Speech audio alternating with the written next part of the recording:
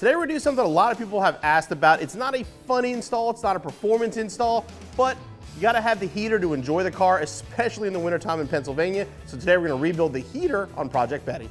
This is our heater rebuild kit for your 1965 through 1966 Mustang. It's gonna include a brand new heater core, a new heater plenum, new heater control cables, a new seal kit, new defroster hoses, and brand new defroster ducts.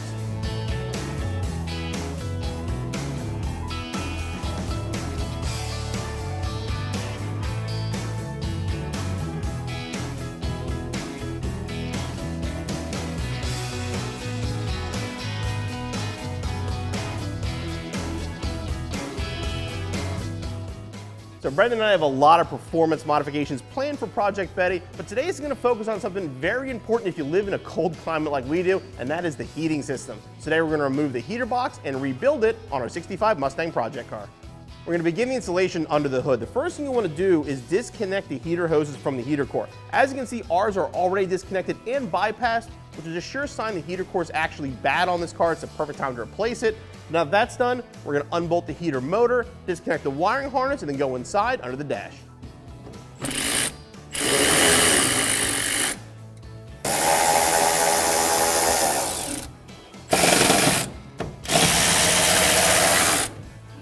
Brendan's working on figuring out what we need to get the heater box out. I'm going to pop off the speaker grill.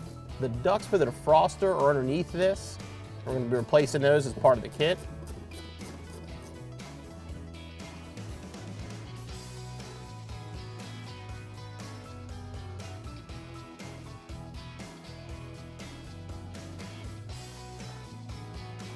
So something we see a lot in classic cars, our car has no defroster hoses and no ducts. These would normally be just basically sitting right like that and clipped in. We're just gonna lay them here for now because we have to run the hoses and we'll connect everything a little bit later. All right, so there's 1/3 screw on the passenger side all the way up inside the dash. Try to get that out.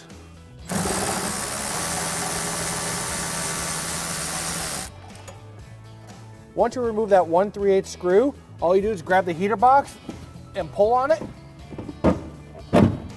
It'll break free. Just wiggle it around, just get it loose. And now we can remove our cables. Once the box is out, we can now remove our heater box cables.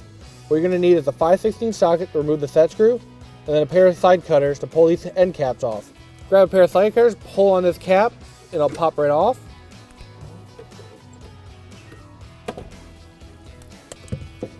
Take your 5/16 socket, remove the screw.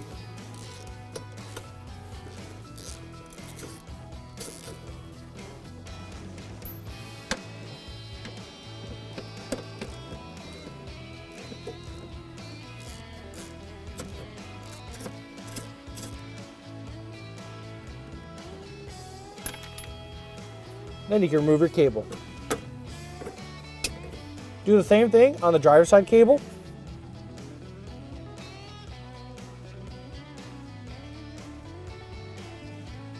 With the cables all disconnected, you can pull your box out.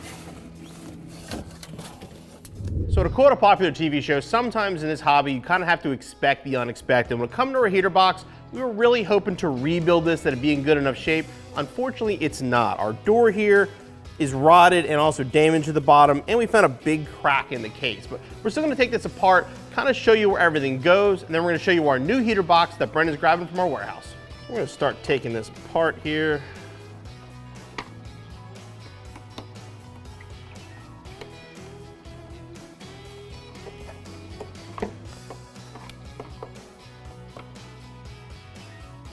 So we're gonna remove this seal here next, and you can see our seal kit does come with a new one, so if you're rebuilding, you can replace this. So I'm sure you can hear it's nice and dry rot and cracking and coming apart as I take it apart.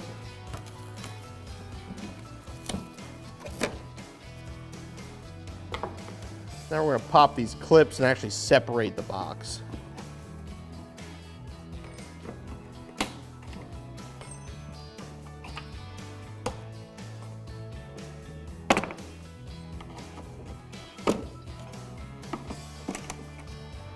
Probably gonna be pretty nasty inside.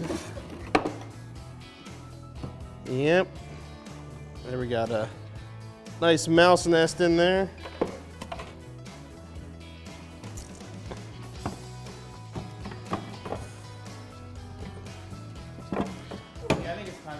and very worn out heater core.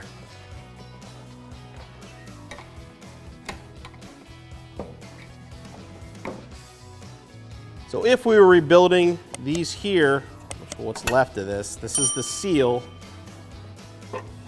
for the heater core. So this would come out.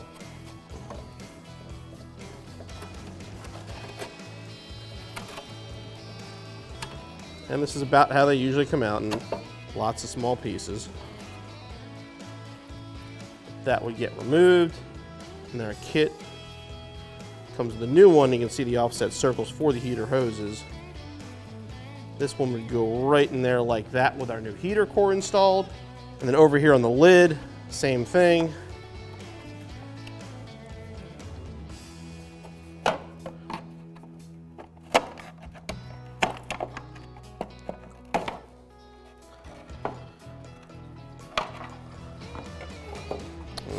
It comes with the territory with these classic cars, that sometimes things are fortunately in worse shape than you think they'd be. But then this one again would go right in here, and that would seal back up when you reinstalled your new heater core. That seal in place, you'd grab your new heater core, seat that right down in there, and then the lid would go back on. That would seal the heater core to your heater box. So we flipped over our heater box now. We're gonna pull the motor and the squirrel cage off the back.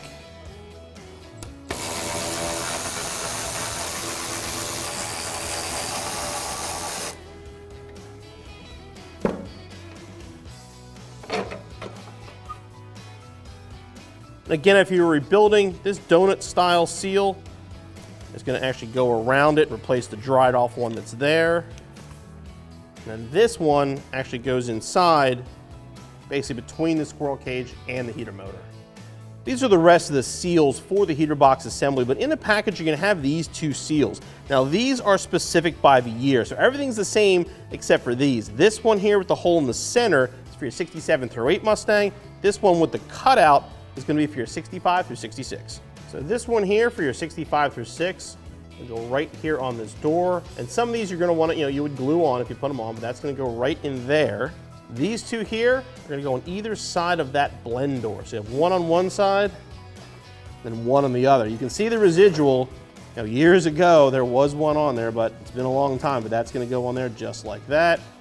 And the other one go here on the other side. We got our blend door assembly over in here. We're gonna flip this over and remove that.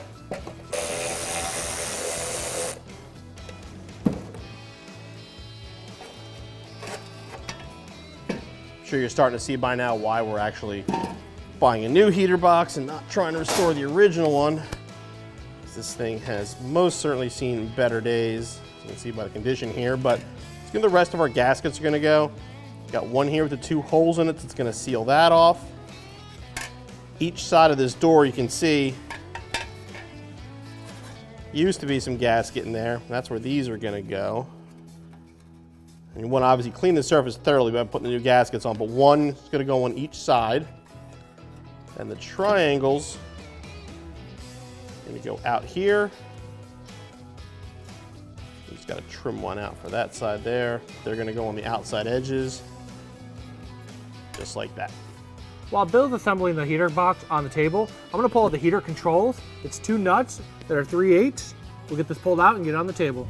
So Brendan's got back with our new heater box assembly. This is going to be so much nicer. That original one, it was just too far gone. I always like to save the original parts if we can, but in this case, this was the way to go. As you can see, we were talking about where some of the seals went. There you can see the large one there on that door.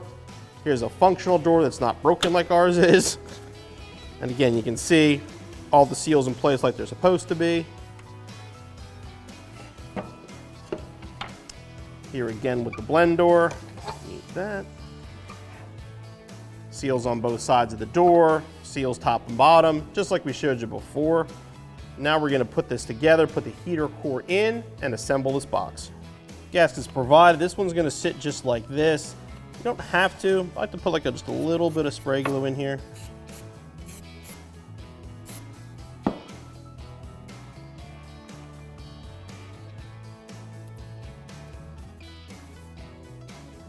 Stays in place.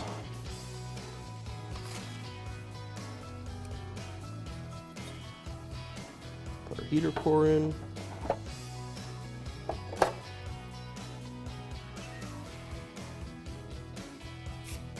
Again, just a touch of glue on here.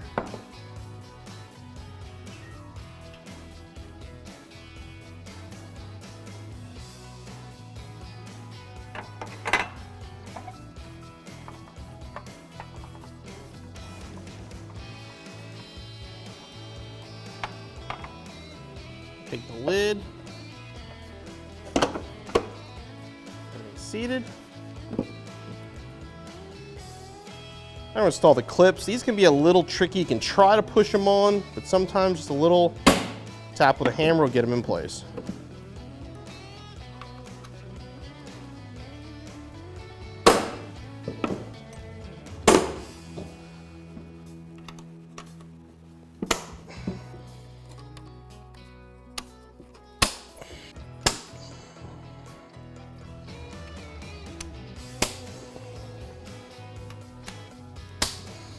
You can see their placement one's gonna have more of a curve just because they're new. If you're having a little bit of trouble, it's still too tight, put it on the table and just a little tap like that.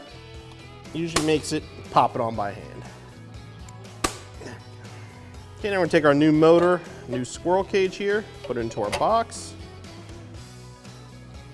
This will reinstall with the factory hardware.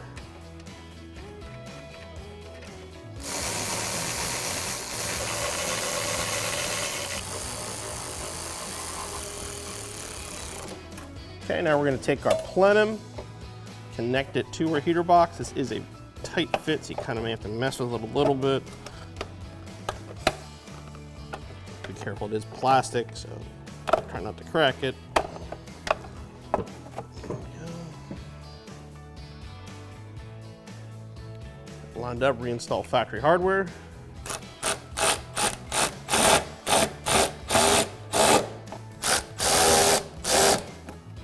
Okay, with our plenum installed, we're going to grab the last two seals, the one for the motor here. Slide that all the way down. And grab the one that goes up to our cowl. This is ready to be reinstalled. At this time, you may have noticed that our new motor and squirrel cage is a 2-wire setup. The one we took out is the 3-wire. Now, certain older systems actually had a 2-speed fan, but it had a 3-wire setup, so 2 wires were 2 different speeds. The later ones used a resistor on the box. We're actually converting to the 2-wire setup because it is more common, there's more parts available, and we're gonna be rewiring this entire car with a painless harness, so that's the direction we're gonna go moving forward. Before we actually put our new heater box in, we wanna swap out the cables. Now, these cables are included in the kit. They're very easy to do. Now you can see the original ones are actually, they're working, but they're old, they're dated, so we're gonna swap them out. They were different colors, but all you have to remember is the longest one's on top, shortest one is on the bottom, and we'll just replace them one at a time by loosening the screw over here.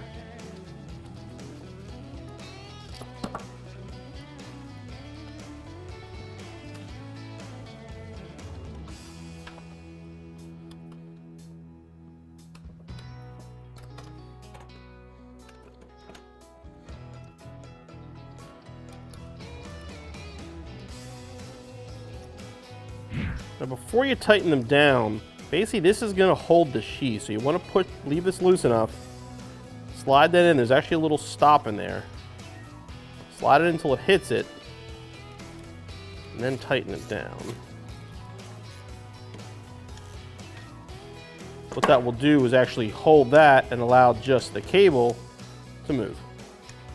Now that Bill installed the new cable, we're going to reinstall this unit into the dash, bolt it down with the 2 nuts, and then we'll move on to the heater box. Now I have the heater box in the interior, I slid the hoses to the firewall. Bill's going to pull us through. Now with the hoses through the firewall, slide your wiring through the firewall, and then just slide the box back in like you took it out. And then Bill, pull the hoses. Okay, stop right there. Slide your cables on to the box before you put the box all the way in place. With the cables in place, put your mounting tabs back on with the supplied screws. Do that for the other 2 cables. All right, the box in place, we can install the new defroster ducts and the defroster hoses. We put these on here.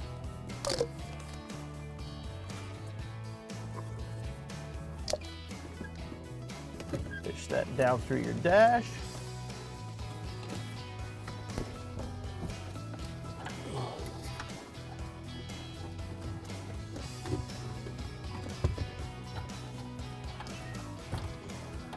And these are gonna be held in place with these clips. So you can push from the top here. This will hold them in place. All right, then repeat the process with the other duct and other hose. And we're gonna fish the ducts over to the plenum.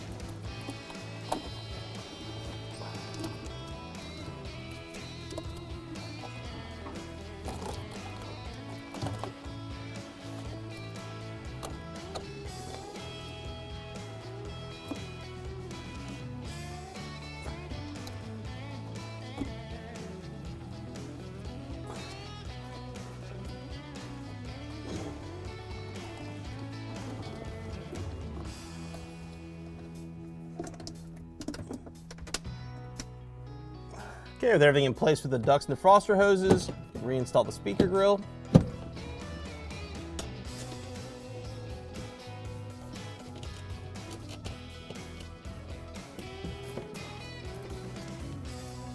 Now that Bill's done in the interior, I'm going to tighten up the nuts on the firewall here. Now you'll see that I have the heater hoses long. We have a bigger planned in the engine bay with a different engine. Also, we're not plugging in our wiring because we have a painless wiring harness that we're installing in this vehicle, so stay tuned to that video. Once I get these done, your installation is complete. So the video we plan on showing you how to rebuild your heater box also turned into how to replace your heater box. And again, that happens when you're working on a classic Mustang. Like Brandon and I mentioned, the wiring harness we're not worried about now because we will be doing a full wiring harness install on this car in the near future. So definitely stick around for more videos on Project Betty.